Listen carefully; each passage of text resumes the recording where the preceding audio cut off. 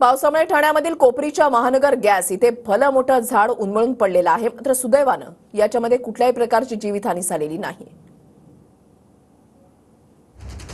सतत पडणाऱ्या पावसामुळे आणि वाऱ्यामुळे अनेक ठिकाणी शहरामध्ये झाडं पडण्याची घटना घडत आहे। मात्र आपण सध्या ठाण्यातील कोपरी महानगर गॅस या ठिकाणी आहोत। याच ठिकाणी रात्री 1:30च्या सुमारास जे ते भले मोठे झाड जे आहे ते पडले आहे। मात्र या ठिकाणी महानगर गॅस या ठिकाणी व्होल्टेज पॉवर कमी असल्यामुळे हे गॅस पंप जे आहे ते बंद होतं। त्यामुळे दुर्दैवी घटना जी आहे ते टळलेली आहे। या ठिकाणी अनेक वाहनं या रांगेत असतात, रिक्षा असतात, चारचाकी वाहनं असतात, गॅस भरण्यासाठी असतात।